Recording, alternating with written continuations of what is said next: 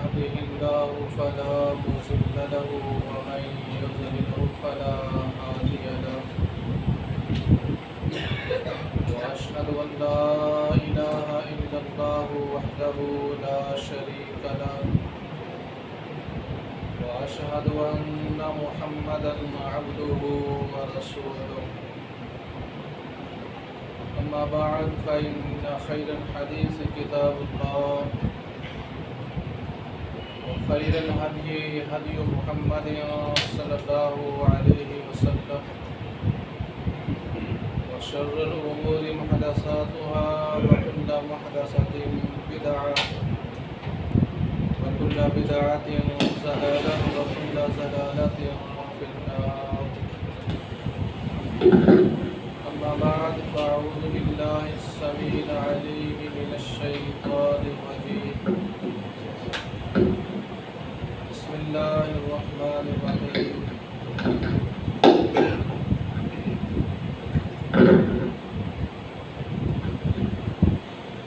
إنا أعطيناك الكوثر فصل لربك وانحر إن شانئك هو الأبتر. اللهم صل على محمد وعلى آل محمد كما صليت على إبراهيم وعلى آل إبراهيم إنك حميد مجيد. اللهم بارك على محمد وعلى آل محمد كما باركت على إبراهيم وعلى آل إبراهيم إنك حميد مجيد. ماہ ذو الحجہ اس کا پہلا عشرہ جس کے بارے میں رسول اللہ صلی اللہ علیہ وسلم نے فرمایا اللہ سبحانہ و تعالیٰ کو ان 10 دنوں کے اعمال اتنے زیادہ پسند ہیں اس سے زیادہ کسی دن پورے سال میں اللہ کو اتنے وہ اعمال پسند نہیں ہیں سوائے اس مجاہد کے جو اپنا مال اور اپنی جان لے کے اللہ کے راستے میں نکلا اور اس نے اپنا مال بھی اللہ کے راستے میں لٹا دیا جان بھی اللہ کے راستے میں لٹا دیا. بڑے عظیم دن ہیں اس لیے کہ اس میں ان دنوں کے اندر کئی عبادات اکٹھی ہو جاتی ہیں. حج کا فریضہ بھی انہی 10 دنوں کے اندر ہے اور ایک عظیم سنت ابراہیم علیہ السلام قربانی بھی 10 دنوں میں ہے. یوم عرفہ کا روزہ بھی ان 10 دنوں میں ہے جس کے بارے میں رسول اللہ صلی اللہ علیہ وسلم نے فرمایا کہ مجھے اللہ سے امید ہے کہ اس ایک روزہ رکھنے کی وجہ سے اللہ سبحانہ و تعالی 2 سالوں کے گناہوں کو معاف کر دے گا. یہ دن اللہ کی تمجید، اللہ کی بڑائی، اللہ کی تسبیح بیان کرنے کے دن ہے. انہی دنوں کے اندر جو لوگ حج پہ نہیں گئے وہ 10 ذو الحجہ کو قربانی کی سنت پہ عمل کریں گے. سورہ کوثر کی دوسرے نمبر آیت 3 آتے ہیں اور دوسری آیت کی 3 ہی لفظ ہیں اور 3 لفظوں کے اندر اللہ نے 2 حکم بیان کیے ہیں. فَصَلِّ لِرَبِّكَ وَانْحَرْ اپنے رب کے لیے نماز پڑھیے اور قربانی کیجیے. قربانی کا جانور خریدنے کے لیے آج کل ہر بندے کا ذہن بنا ہوا ہے اور تیاری کر رہا ہے. اس موقع پہ یہ یاد دہانی ضروری ہے کہ اللہ نے جہاں قربانی کا ذکر کیا ہے اس سے پہلے نماز کا ذکر کیا ہے. جانور خریدنے والا پہلے یہ سوچے کہ میں نماز پڑھتا ہوں. اگر وہ نماز نہیں پڑھتا تو اللہ سے توبہ کر کے شروع کر دے. اگر اس کی روٹین وہی ہے، اس نے شروع نہیں کرنی ہے اور زندگی اسی معمول سے بے نمازی کی زندگی گزارنی ہے، تو اس کی قربانی کا، جانور کے خریدنے کا، ذبح کرنے کا کوئی فائدہ نہیں. رسول اللہ صلی اللہ علیہ وسلم کا دور مبارک ہے. اللہ کے نبی صلی اللہ علیہ وسلم ایک بازار میں تشریف فرمائے جا رہے ہیں. سامنے سے ایک شخص کا گزر ہوا جس کے ہاتھوں کے اوپر مہندی لگی ہوئی تھی. ہمارے یہاں مرد حضرات لگا لیتے ہیں، اس نے بھی لگائی ہوئی تھی. محدثین نے تفسیر میں لکھا ہے کہ وہ شخص تھا بھی مخنث ہجڑا تھا. رسول اللہ صلی اللہ علیہ وسلم کو بڑا ناگوار گزرا. آپ صلی اللہ علیہ وسلم نے اس کو بلایا اور سخت ناراضی کا اظہار فرمایا. حضرت عمر رضی اللہ تعالیٰ عنہ پاس ہیں، آپ بڑے ناراض ہوئے.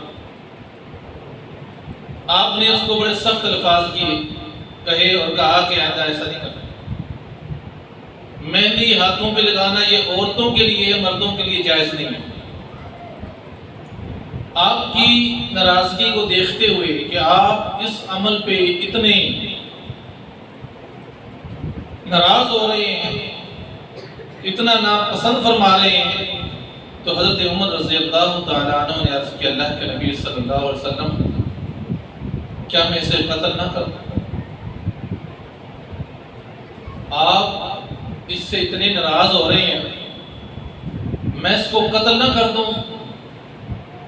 رسول اللہ صلی اللہ علیہ وسلم نے فرمایا ان اللہ تعالی نہیں ان قتل المصلی. اللہ سبحانہ و تعالی نے مجھے منع کیا ہے نمازی کو قتل کرنے سے. اللہ نے مجھے نمازی کو قتل کرنے سے منع کیا ہے. اب محدثین نے اس کی تفسیر میں لکھا ہے اس سے مراد یہ ہوا کہ بے نماز کو قتل کر سکتے ہیں. بے نماز اتنا اسلام میں ناپسندیدہ ہے کہ اس کو مسلمان تصور ہی نہیں کیا جاتا. اللہ کے نبی صلی اللہ علیہ وسلم نے فرمایا من ترک الصلاۃ متعمدا فقد کفر. جان بوجھ کے ایک نماز ترک کرنے والا کفر میں داخل ہو گیا. جو 10 سال سے نہیں پڑھ رہا، 5 سال سے نہیں پڑھ رہا، 20 سال کا ہو گیا ہے، 5 سال سے فرض ہے، 40 سال گزر گئے، 25 سال سے نماز فرض ہے، 14-15 سال میں فرض ہو جاتی ہے. اب وہ قربانی کا جانور لینے گیا ہے کہ ایک بال کے بدلے مجھے نیکی ملے گی، میں 40,000 50,000 لاکھ روپے اپنی حیثیت کے مطابق جانور خرید کے اس کو ذبح کروں گا، اللہ مجھے معاف کر دے گا، مجھے جنت مل گئی. بے نماز. اس حدیث کے جو میں نے حدیث سنائی ہے، راوی ہیں حضرت عمر رضی اللہ تعالیٰ. جب ان کا دور آیا تو آپ نے اپنے مال کو شہروں میں بھیجا کہ لوگوں سے زکوٰۃ اکٹھی کرو. کن لوگوں سے؟ مسلمانوں سے. اور جو غیر مسلم یہودی عیسائی ہیں ان سے جزیہ لو، زکوٰۃ نہیں لینی. ایک گھر میں جاؤ، جو غیر مسلم ہیں ان کے دروازے کھٹکھٹاؤ، ان سے پوچھو کہ تمہارے گھر میں کتنے بالغ لوگ رہتے ہیں. ہر بالغ مرد کے بدلے میں 1 دینار وصول کرو جو سونے کا ہوتا ہے. ہر مرد کے بدلے جو بالغ ہے 1 دینار اکٹھا کرو. چونکہ اس حدیث کے راوی ہیں اور موقع پہ موجود تھے اللہ کے نبی صلی اللہ علیہ وسلم کے پاس، اور ساتھ حکم دیا کہ ایسا مسلمان ملے جو بے نماز ہو، جو نماز نہ پڑھتا ہو، کلمہ پڑھتا ہو، مسلمان کہلاتا ہو، لیکن ہو بے نماز، اس سے زکوٰۃ وصول نہیں کرنی، اس سے زکوٰۃ نہیں لینی۔ کیا لینا ہے اس سے یہودیوں کی طرح جزیہ لینا ہے، زکوٰۃ نہیں لینی۔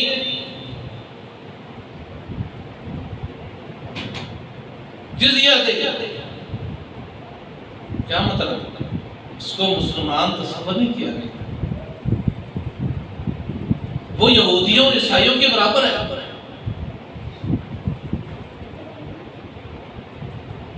مسلمان اور کافر، مسلمان اور مشرک کے درمیان فرق نماز ہے۔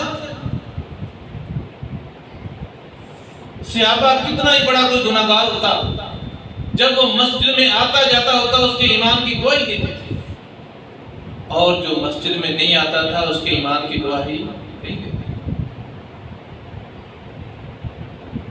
ایک اور روایت اس پہ پیش کروں گا، پھر اگلے مسئلے میں انشاءاللہ بات ہوگی، ٹائم بڑا شارٹ ہے۔ رسول اللہ صلی اللہ علیہ وسلم نے طائف والوں سے جنگ کی، قبیلہ ثقیف سے، بڑا طاقتور قبیلہ ہے۔ 13 دن آپ لڑے، صحابہ کے ہمراہ اللہ کے نبی کی سپہ سالاری میں صحابہ 13 دن لڑے، فتح نہیں ملا۔ 13ویں دن جب شام کو لوٹے تو رسول اللہ صلی اللہ علیہ وسلم نے صحابہ کو مخاطب کر کے فرمایا، قافلون غدا انشاءاللہ، ہم کل انشاءاللہ مدینے واپس جائیں گے، ہم کل واپس جائیں گے۔ پتہ تو نہیں ہوئی، آپ نے فرمایا کل واپس جائیں گے، انشاءاللہ کل واپس جائیں گے۔ اب صحابہ کے اندر جہاد کا جذبہ، مر مٹنے کا اسلام پہ شوق، صحابہ نے کہا اللہ کے نبی فتح نہیں ہوئی اور واپس جائیں گے، ہم تو کل لڑیں گے۔ اس حدیث میں ایک اور سبق بھی ہے، اب صحابہ کیا کہتے ہیں؟ ہم لڑیں گے۔ جہاد بھی وہ ہے جو رسول اللہ صلی اللہ علیہ وسلم کے ساتھ ہے، لڑنا بھی کفار سے ہے۔ 13 دن اللہ کے نبی کی قیادت میں لڑے ہیں، 14ویں دن لڑنا کوئی گناہ تو نہیں، شریعت کے خلاف تو نہیں۔ ایک جذبے میں آ کے کہا کہ کل بھی ہم لڑیں گے، فتح کے بغیر نہیں جائیں گے۔ رسول اللہ صلی اللہ علیہ وسلم نے فرمایا چلو ٹھیک ہے۔ اگلے دن 14ویں دن لڑے، شام ہوئی، جتنے صحابہ 13 دنوں میں نہیں تھکے، جتنے 13 دنوں میں زخم نہیں آئے، اس دن تھکاوٹ بھی ہوئی، صحابہ زخمی بھی ہوئے۔ 13 دنوں سے زیادہ زخمی ایک دن میں۔ کیا مطلب؟ جہاد بھی کرنا ہے تو رسول اللہ صلی اللہ علیہ وسلم کے حکم سے کرنا ہے۔ جب آپ نے کہا کہ بس جہاد نہیں، صبح جائیں گے تو جانا ہے، آپ کے حکم کی صریح انکاری نہیں ہے، ایک جذبے کے اندر کہہ دیا کہ صبح لڑیں گے، نہیں فتح نہیں ہوئی۔ اب صحابہ آگے کہنے کہ اللہ کے نبی صلی اللہ علیہ وسلم آپ سچ فرماتے تھے، ہم صبح جائیں گے، ہم صبح دینے واپس آ جائیں گے۔ رسول اللہ صلی اللہ علیہ وسلم مسکرائے، فرمایا میں نے تو کر لیا، میں نے تو کر ہی کہا، تم اڑ گئے تھے، چلے گئے۔ کچھ دنوں کے بعد جو بات میں بتانا چاہتا ہوں، ثقیف قبیلہ کے لوگ نبی صلی اللہ علیہ وسلم کے پاس آئے، آگے کہنے لگے کہ ہم بڑے لڑے ہیں، بہت لڑے ہیں، آپ بھی لڑے ہیں، ہم بھی لڑے ہیں، ہم صلح کے لیے آئے ہیں۔ رسول اللہ صلی اللہ علیہ وسلم نے فرمایا کلمہ پڑھ لو، اسلام قبول کر لو، لڑائی نہیں ہے ہماری۔ کہنے لگے ہم اسلام تو لے آئیں گے لیکن شروع کریں گے۔ مسلمان ہو جائیں گے لیکن ہمارے کچھ شرط ہیں، ان شرطوں کے مطابق ہم مسلمان ہوں گے۔ رسول اللہ صلی اللہ علیہ وسلم کے صحابہ بیٹھے ہیں، سامنے ان کی باتیں کرنے والے نمائندے بیٹھے ہیں، قبیلہ کے لوگ، سردار، عمراء۔ پوچھا کیا شرط ہے؟ کہنے لگے مسلمان ہو جائیں گے کہ 1 مہینہ آپ روزہ رکھ دینا، یہ ہم سے نہیں رکھا جائے، روزے نہیں رکھیں گے، پورا مہینہ ایک کھانا پینا بند، یہ نہیں ہوگا۔ رسول اللہ صلی اللہ علیہ وسلم نے فرمایا چلو مسلمان ہو جاؤ، روزے نہ رکھنا، کوئی بات نہیں۔ صحابہ دنگ ہیں کہ ایک فرض کی رخصتی مل رہی ہے، رخصت مل رہی ہے۔ آپ نے فرمایا ٹھیک ہے، دوسری شرط کیا ہے؟ انہوں نے کہا کہ دوسری شرط ہماری یہ ہے کہ ہم زکوٰۃ نہیں دیں گے، زکوٰۃ نہیں دیں گے۔ نبی صلی اللہ علیہ وسلم نے فرمایا یہ بھی منظور ہے، مسلمان ہو جاؤ۔ انہوں نے کہا ایک اور شرط ہے آخری، وہ یہ کہ آپ 5 وقت دن میں نماز پڑھتے ہیں، ہم نماز نہیں پڑھیں گے، نماز نہیں پڑھیں گے۔ اب رسول اللہ صلی اللہ علیہ وسلم نے فرمایا اس سے بہتر ہے کہ تم مسلمان ہی نہ ہو۔ جو بندہ مسلمان ہو کے نماز نہیں پڑھتا اس کا مسلمان ہونا اور نہ ہونا برابر ہے۔ فَصَلِّ لِرَبِّكَ وَانْحَرْ، بھائی پہلے نماز پڑھنی ہے، اپنی نماز کا محاسبہ کرنا ہے کہ میں کتنی نمازیں پڑھتا، میں مسلمان ہوں۔ اور رسول اللہ صلی اللہ علیہ وسلم نے فرمایا حقوق اللہ کے اندر سب سے پہلے جو سوال ہونا ہے وہ نماز کا ہے۔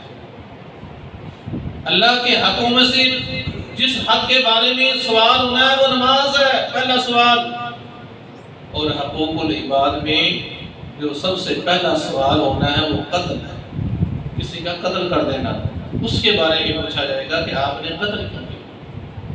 حقوق اللہ کے بارے میں پوچھا جائے گا کہ نماز کیوں نہیں ادا کی۔ قرآن میں سورہ مدثر کے اندر اللہ سبحانہ و تعالیٰ فرماتے ہیں جنتی سوال کریں گے جہنمیوں سے ما سلککم فی سقر، تم جہنم میں آ گئے؟ ایک ہی محلے میں، ایک ہی دکان پہ، ایک جیسے ہی بزنس کرنے والے ہم، دوست دنیا ہے، ہم جنت میں چلے گئے تم جہنم میں آ گئے۔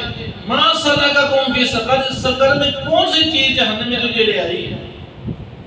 کیا کہیں گے؟ قالوا لم نک من المصلین، پہلا جواب کیا دیں گے؟ پہلا گناہ کیا ہے؟ ہم نماز نہیں پڑھتے۔ قالوا لم نک من المصلین، قرآن ہم نماز نہیں پڑھتے تھے اس لیے جہنم میں آ گئے۔ اب نماز نہیں پڑھتے تھے، یہودی کہیں گے ہم نماز نہیں پڑھتے، یہودی یہ جواب دیں گے کہ ہم نماز نہیں پڑھتے تھے، عیسائی یہ کہہ سکیں گے ہم نماز نہیں پڑھتے، مشرک کہیں گے کہ ہم نماز نہیں پڑھتے، کون کہیں گے؟ مسلمان کہیں گے نا۔ مسلمان جنتی مسلمانوں سے جہنمیوں سے پوچھیں گے، کلمہ پڑھنے والوں سے بھائی ہم جنت میں آ گئے تم جہنم میں کیوں آ گئے؟ وہ کہیں گے کہ تم نماز پڑھتے تھے، ہم نماز نہیں پڑھتے۔ اللہ اکبر۔ رسول اللہ صلی اللہ علیہ وسلم نے فرمایا بھائی اس سے بہتر ہے کہ جس دین پہ تم پہلے ہو نا اسی پہ رہو۔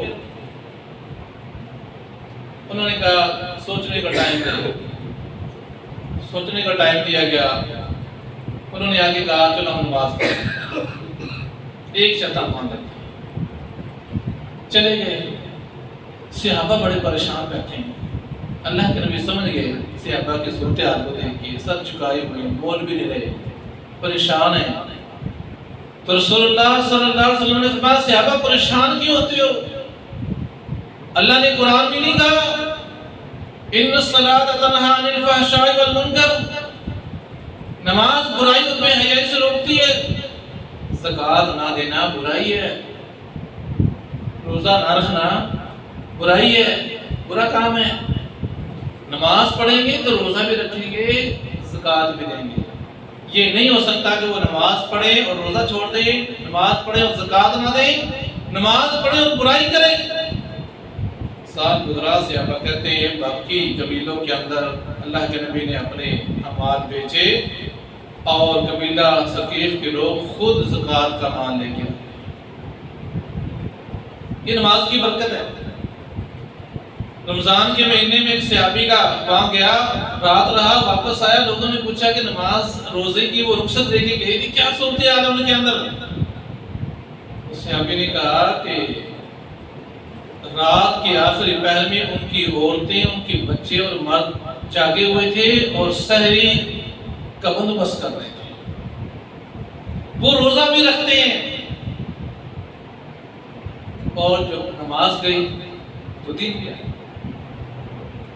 نماز گئی تو پھر دین گیا۔ کوئی بندہ یہ کہے کہ میں نماز چھوڑ کے حج کر لوں گناہ معاف ہو جائیں گے،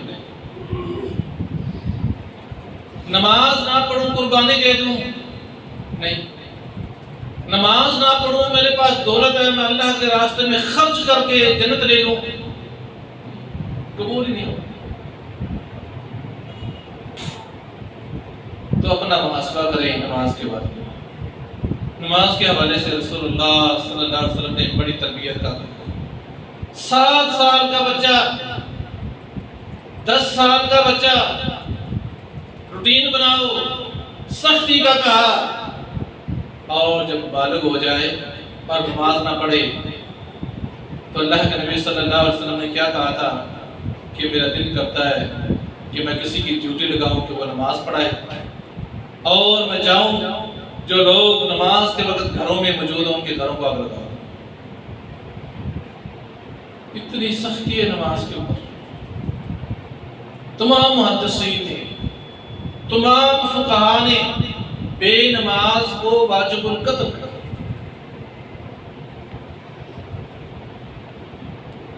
بے نماز کو اسلام سے خارج کر، اور سب سے زیادہ برائی اس بر صغیر میں یا پاکستان کے اندر ہمارے معاشرے کے اندر یہی ہے کہ لوگ بے نماز ہیں،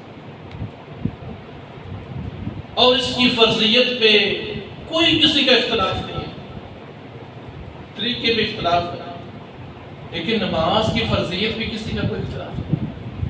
ہر محلے میں، ہر گلی میں مسجد بھی موجود ہے، اذان کی آواز اللہ نے مسائل پیدا کر دی ہے، ہر گھر میں اذان کی آواز جاتی ہے۔ کوئی قریہ، کوئی بستی، کوئی محلہ، کوئی گلی ایسی نہیں ہے کہ 5 وقت اس کے گھر کے اندر اذان کی آواز نہ جاتی ہے۔ اب بھی وہ نماز کے لیے نہ آئے، پوچھا نہیں جائے گا، پوچھا جائے گا، پہلے ہی سوال ناکام ہو جائے گا، پہلے سوال پہ جہنم میں چلا جائے گا۔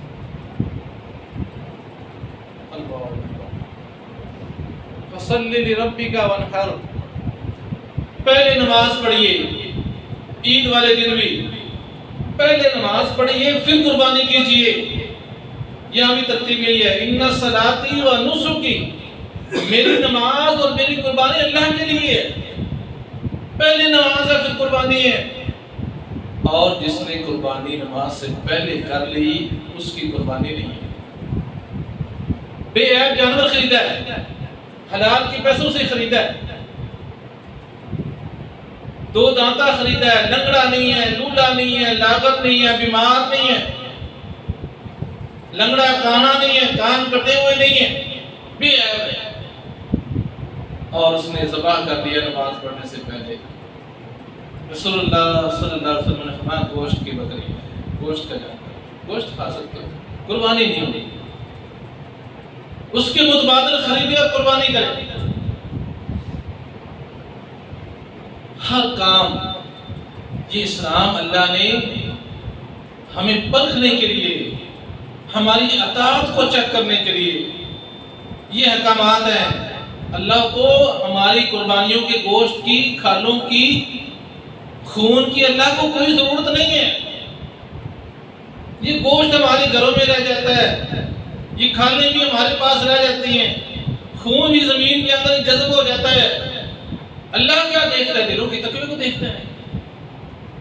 یہ دیکھتا ہے کہ اللہ کے نبی کی سیدات کے مطابق ہی ہے، دن وہی ہے، پہلے کر لی۔ یہاں بھی لوگوں نے ہیلا سازی کی ہے، ہیلا سازی اتنی بڑی کی ہے، یہودیوں نے ایک ہیلا سازی کی، خنزیر اور بندر بن گئے۔ آج ہیلا سازی ہر عمل میں ہے۔ صرف رسول اللہ صلی اللہ علیہ وسلم کی دعا ہے کہ اللہ میری پوری امت کو ہلاک نہ کرنا، یکدم عذاب نہ آ جائے، پوری امت ہلاک نہ ہو جائے، یہ دعا ہے، ورنہ اعمال ان سے زیادہ برے ہیں۔ ہیلا سازی کیا ہے؟ اللہ کے نبی کے دور میں صحابی بکری کو ذبح کر دے نماز پڑھنے سے پہلے، اور آگے مسئلہ پوچھے، اللہ کے نبی فرمائے وہ تیرے گوشت تو بن گیا، تیرے لیے کھانا تو جائز ہے لیکن قربانی نہیں ہوئی۔ یہاں ہدایہ کتاب ہے ہمارے بھائیوں کی، چھوٹا موٹا پمفلٹ نہیں ہے، کوئی رسالہ نہیں ہے، معتبر کتاب جس کے بارے میں کہتے ہیں ہدایہ کا قرآن، بھی ہدایہ تو ایسے جیسے قرآن۔ اس کے اندر ہیلا سازی لکھی ہوئی ہے کہ اگر کسی کا دل کرے کہ میں جلدی گوشت کھا لوں، گوشت کھا کے نماز پڑھوں، اب دل کرے، کیسا مسلمان ہے، اس کا دل کرے اللہ کے نبی کی طریقے سے، اور پھر عالم اس کو ہیلا سازی سکھائے کہ تو اس طرح کھا لے۔ یہودی علماء نے کہا کہ مچھلیاں آتی ہیں ہفتے کے دن، کنڈی ڈالنا منع نہیں ہے، تالاب میں پانی توڑنا منع نہیں ہے، صرف شکار کرنا منع ہے۔ تالاب میں پانی توڑ دینا، مچھلیوں کو گھیر لینا، جال پھینک دینا، جال میں مچھلیوں کو پھنسا لینا شکار نہیں ہے۔ کنڈیاں ڈال کے آ جانا اور آج پھنس جائیں گے صبح پکڑ لیں گے، یہاں کیا ہیلا سازی کی گئی ہے؟ اگر کسی کا دل کرے کہ وہ نماز فوراً نماز فجر کی پڑھے اور گوشت کھائے، وہ اپنی قربانی دیہات میں بھیج دے، کسی دیہاتی کے پاس گاؤں میں، اور اس کو کہے کہ صبح نماز پڑھنے کے بعد اس کو ذبح کر کے فوراً میرے پاس گوشت بھیج دو، اور وہ جانور کو ذبح کرے اور گوشت بھیج دے، تو یہ قربانی جائز ہو جائے گی۔ اس لیے دیہاتیوں پہ قربانی عید کی نماز نہیں ہے، دیہاتیوں کے لیے عید کی نماز پڑھنا ضروری نہیں ہے، یہ لکھا ہوا ہے، یہ ہیلا سازی نہیں ہے۔ دیہاتیوں کے لیے جمعہ پڑھنا بھی ضروری نہیں ہے، یہ بھی لکھا ہوا ہے۔ اللہ، کہاں لکھا ہے حدیث کے اندر کہ دیہات والے نہ جمعہ پڑھیں، دیہات والے عید نہ پڑھیں، دیہات والے قربانی نہ کریں؟ ہیلا سازی۔ یہاں تو عورتوں کو بھی عید اور نماز جمعہ سے نکالا ہوا ہے، حالانکہ رسول اللہ صلی اللہ علیہ وسلم نے فرمایا عورتوں کو کہ وہ عید میں حاضر ہوں، جس کے پاس پردے کے لیے برقع کپڑا انتظام نہیں ہے وہ اپنی سہیلی سے ادھار مانگ لے، مانگے پردے کا کپڑا، پھر جائے عیدگاہ میں۔ یہی بس نہیں ہے، بلکہ یہ فرمایا کہ جو مخصوص ایام میں ہے نماز نہیں پڑھ سکتی، وہ بھی جائے عیدگاہ میں، وہ بھی عیدگاہ میں جائے، نماز نہ پڑھے، ایک طرف بیٹھ جائے، جب نماز کے بعد مسلمان دعا مانگے دعا میں شامل ہو۔ جس کے اوپر نماز فرض نہیں، نماز نہیں پڑھ سکتی، اللہ کے نبی کہتے ہیں وہ بھی عیدگاہ میں جائے، پردے کا انتظام نہیں ہے کسی سے مانگ کے وہ عیدگاہ میں جائے۔ اور یہاں تو انتظام ہی نہیں ہے، عورتوں کو ویسے ہی دین سے نکالا، وہ بھی عید بھی نہیں پڑھنی، تم نے جمعہ بھی نہیں پڑھنا، بس مردوں کے اعمال تمہیں جنت میں لے جائیں گے۔ اور مرد بے نماز ہیں، 5% جمعہ پڑھتے ہیں اور نماز 1%۔ اللہ، قربانی کے حوالے سے ایک اور جانوروں کے بارے میں آج اختلافی مسائل چل رہے ہیں، لوگ بتا رہے ہیں، تھوڑی سی وضاحت کرنا ضروری سمجھوں گا۔ رسول اللہ صلی اللہ علیہ وسلم نے جو عیب بتلائے ہیں، آپ نے فرمایا جب جانور خریدو اس کی آنکھیں چیک کرو، کانا تو نہیں، مہنگا تو نہیں، یہ عیب ہے، کام چیک کرو، کٹے ہوئے تو نہیں، یہ عیب ہے، چلا کے دیکھو لنگڑا تو نہیں ہے، یہ عیب ہے، بیمار تو نہیں ہے، یہ عیب ہے، دانت دیکھو، اگر دو دانتا نہیں ہے تو یہ عیب ہے۔ اب یہاں اسلام عقل کے اوپر نہیں چلتا ہے، عقل کے تابع نہیں ہے۔ عقل میں تو یہ آتا ہے کہ جس کے دودھ کے دانت ہیں وہ جانو بے عیب ہے، تو بے عیب ہے نا۔ دودھ کے دانت جو نکلے تھے وہ نہیں ٹوٹے، بے عیب ہے۔ لیکن اسلام کہتا ہے نہیں، یہ عیب دار ہے، وہ عیب دار ٹوٹ گئے ہیں۔ عقل کہتی ہے عیب آ گیا، دم ٹوٹ گئے، لیکن اسلام کہتا ہے کہ عیب ختم ہو گیا، عیب ختم ہو گیا۔ یہاں جب بحث کی بات کرتے ہیں نا تو ہمارے بھائی کہتے ہیں کہ وہ حلال ہے، پھر کھاتے کیوں؟ بھئی جو لنگڑا جانور بکری ہوتی ہے اس کو نہیں کھاتے ہیں، لنگڑی بکری کو نہیں کھاتے ہیں۔ جب لنگڑی حلال ہے تو قربانی کیوں نہیں ہوتی؟ جب دو دانتا کھیرا ہے، کھیرا حلال نہیں، حلال ہے لیکن عیب دار ہے۔ اللہ کے نبی نے کہا کہ نہ ذبح کرو مگر مسنہ، دو دانتا ذبح کرو۔ اب کھیرا ویسے تو حلال ہے، حرام تو نہیں۔ کوئی یہ کہے کہ تم کھیرے کی قربانی نہیں کرتے تو پھر کھیرا کھاؤ بھی نہ۔ یہاں دلیل پیش کی جاتی ہے کہ اگر بھینس کی قربانی نہیں کرتے تو بھینس کا دودھ بھی نہ پیو۔ بھئی کھیرا تم ذبح کر کے گھر میں کھا سکتے ہو، لنگڑا جانور ہے اس کو کھا سکتے ہو۔ جانور خریدا ہے، عیب دار ہو کہ آنکھ پھوٹ گئی ہے، اس کو ذبح کر کے کھا سکتے ہو۔ ٹانگ ٹوٹ گئی ہے، کھا سکتے ہو۔ بیمار ہو گیا ہے، کھا سکتے ہو۔ لاکر ہے، کمزور ہے، اس کو عام حالات میں کھا سکتے ہو، لیکن قربانی نہیں لگے گا۔ کھیرا قربانی نہیں لگے گا، لنگڑا قربانی نہیں لگے گا، حلال ہے۔ کانا قربانی نہیں لگے گا، حلال ہے۔ بھینس حلال ہے، حلال جانور کا دودھ بھی حلال ہے۔ اب اس میں قربانی کی باری آ گئی، لگے گا کہ نہیں لگے گا؟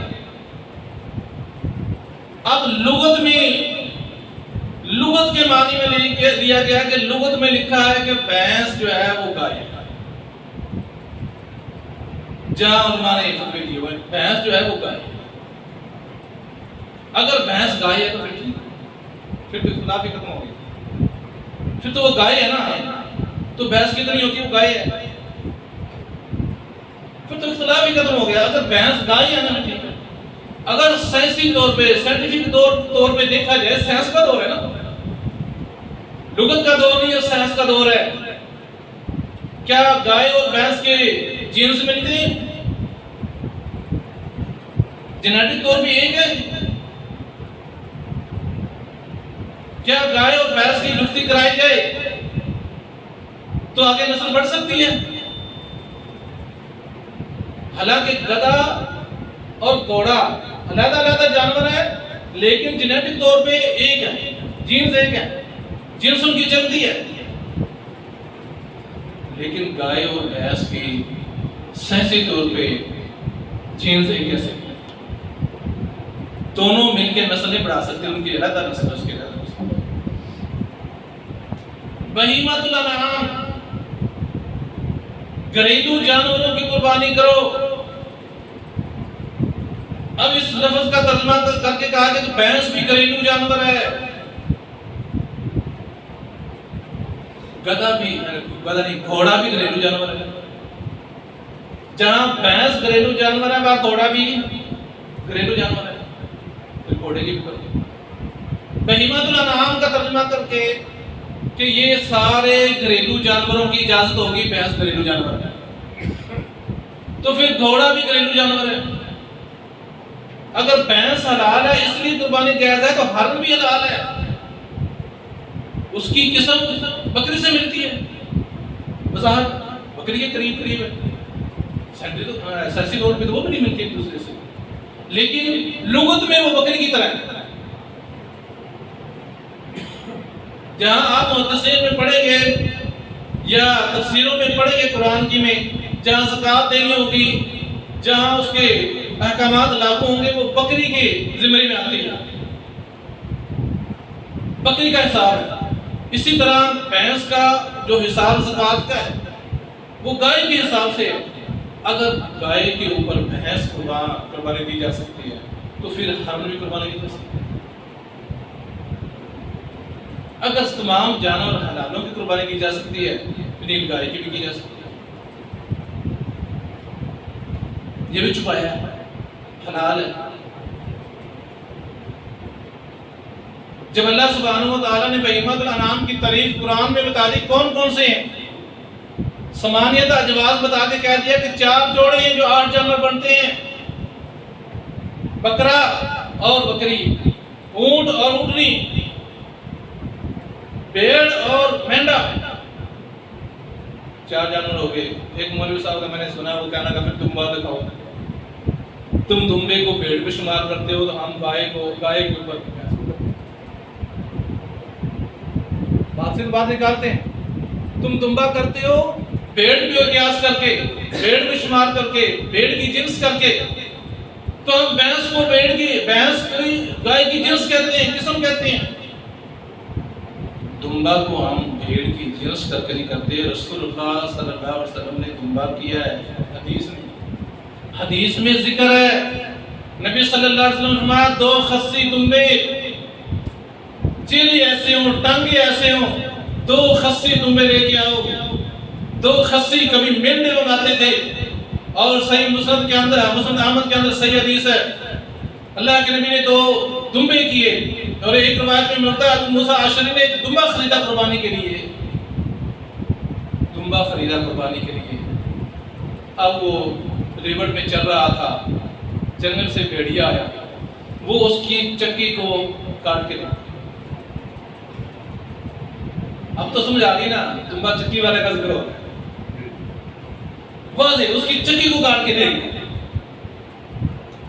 اس نے آگے پوچھا، اللہ کے نبی یہ میرا جانور تھا قربانی کا دمبا، اس کی چکری کو کاٹ کے لے گیا بھیڑیا، اب میں اس کی قربانی کروں، یہ عیبدار ہو گیا ہے، یہ کر سکتا۔ رسول اللہ صلی اللہ علیہ وسلم نے فرمایا اس کی چکی کا ادھر جانا کوئی عیب نہیں، کوئی عیب نہیں، اسی کو کر دیتا، یہ عیب نہیں ہے، اسی کو قربانی کر لے۔ تو بھائی دمبے کی دلیل تو اللہ کے نبی کے سامنے قربانی ہوئی ہے، اللہ کے نبی نے دمبے کی قربانی کی ہے، اللہ کے نبی نے بھیڑ اور مینڈے کی قربانی کی ہے، نبی صلی اللہ علیہ وسلم نے گائے کی قربانی کی ہے، اللہ کے نبی نے 100 اونٹ نہر کیے ہیں، حجت الوداع میں 63 اپنے ہاتھوں سے باقی حضرت علی کے سپرد کیے۔ اب ہمیں کوئی بھائی یہ دلیل دے دے، ہمارا اہل حدیث عالم ہو، فقہ ماننے والا ہو، کسی اور مکتبے کا ہو، کہ رسول اللہ صلی اللہ علیہ وسلم اور صحابہ نے تابعین تک 200 سال کا دورہ ہے، کوئی دلیل مل جائے کہ بھینس کی قربانی کی۔ اب کہتے ہیں جی امت کا اجماع ہو گیا، امت کا اجماع ہو گیا کہ بھینس کی قربانی۔ امت کا اجماع اس لیے درست ہو سکتا ہے کہ گائے کی بیماری آئے، گائے ختم ہو جائیں، اونٹ ملنے منڈی میں ختم ہو جائیں، مینڈا دمبا چھترا ملنا بند ہو جائیں، بکریاں منڈی میں ختم ہو جائیں، اس علاقے میں اکیلی بھینس ملتی ہو، اب امت کا اجماع چل سکتا ہے کہ اس جانور کی قربانی کرو۔ اب اجماع چل سکتا ہے، اجماع تو ہوتا ہے مجبوری میں، صحیح نص کے سامنے اجماع چل ہی نہیں سکتا۔ ایک طرف حدیث ہے، دوسری طرف پوری دنیا کے علماء اکٹھے ہو کے اجماع کر لیں، نہیں چل سکتا۔ بھئی اجماع تو صحابہ کا حدیث کے مخالف نہیں چل سکتا۔ جب اللہ کے نبی صلی اللہ علیہ وسلم کے دور میں جو جانور ذبح ہوئے، جن کی قربانیاں دی گئی، کثیر تعداد میں آج ہر شہر میں، ہر منڈی میں ملتی ہیں، کثیر تعداد۔ جب عید سے پہلے کی ہوئی حلال کے پیسوں کے سیابی کی بکری، گوشت کی بکری بن گئی، فرمایا اور کر، تو کیوں مشکوک کرتے ہو کہ فلاں عالم کہتا ہے کر سکتے ہو، یہ گائے ہے۔ ایک بات میں بھی کہتا ہوں، اگر تو کہتا ہے نا نہیں یہ گائے ہے، بھینس کیا ہے، اس کو گائے کا نام دے دو، بھینس کہنا ہی بند کر دو، تو پھر ٹھیک کہ یہ بلسکر کی گائے ہے، وہ عرب کی گائے ہے، یہ بلسکر کی گائے ہے، پھر اس کو بھینس کہنا بند کرو۔ حالانکہ بظاہر وہ پانی کو پسند کرتی ہے، وہ پانی سے بدکتی ہے، وہ کیچڑ میں لیٹی رہتی ہے، گائے کیچڑ سے تاکتی ہے، وہ چست و چلاک جانور ہے، یہ بڑا سست جانور ہے، کتنا فرق ہے۔ پھر اس کے دو ہی رنگ ہیں، کالی ہے یا براؤن ہے، گوری ہے۔ گائے کے کتنے رنگ ہیں؟ سفید بھی ہے، سفید بہن دیکھیں، گائے جیسے بالکل سفید، نیلی بھی ہے، ریڈ کلر کی بھی گائے ہے، بھینس دیکھی کسے؟ بہرحال امت کے لیے آسانی ہو جاتی ہے اس وقت ان فتووں میں جب یہ چار قسم کے جانور نام ہوتے ہیں، جب یہ ملتے ہیں تو پھر امت کو شک میں چلا۔ پھر علامہ شاملہ زہری نے کہا کہ پھر ہم مان لیتے ہیں، جو بھائی کہتا ہے نا یہ گائے ہے، پھر ہم مان لیتے ہیں ٹھیک ہے، پھر ٹھیک ہے اگر یہ گائے ہے تو اگر بھینس گائے کا بچہ جنم دے، بچڑے سے جفتی کرا کے، تو پھر یہ گائے ہے، پریکٹیکل طور پہ ثابت کر لو، سائنس کا دور ہے۔ اگر بھینسے سے گائے جفتی کرا کے بچہ جن لے تو پھر یہ گائے اور بھینس ایک کیسی چیز ہے؟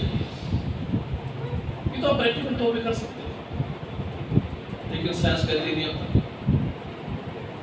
تو بھائیو پھر احتیاط کریں، پھر احتیاط کریں۔ پھر کوئی یہ کہے کہ نہیں وہ گوشت ذائقے دار ہوتا ہے، تو بھائی تم گوشت کا علیحدہ کر لو، گوشت کا جانور علیحدہ کر لو۔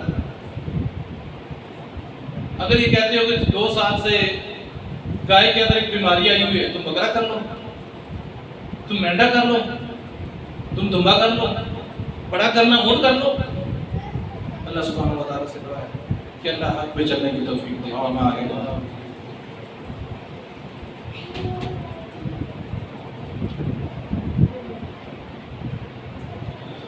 الحمد لله نعبده ونستعينه ونستغفره ونعوذ بالله من شرور انفسنا ومن سيئات اعمالنا من يهده فلا مضل له ومن يضلل فلا هادي له واشهد ان لا اله الا الله وحده لا شريك له واشهد ان محمدا عبده ورسوله اما بعد فان خير الحديث كتاب الله وخير الهدي هدي محمد صلى الله عليه وسلم وشر الأمور محدثاتها وكل محدثة بدعة وكل بدعة ضلالة وكل ضلالة في النار أما بعد فأعوذ بالله السميع العليم من الشيطان الرجيم بسم الله الرحمن الرحيم يا أيها الذين آمنوا اتقوا الله حق تقاته ولا تموتن إلا وأنتم مسلمون يا أيها الذين آمنوا اتقوا الله وقولوا قولا سديدا يصلح لكم أعمالكم ويغفر لكم ذنوبكم ومن يطع الله ورسوله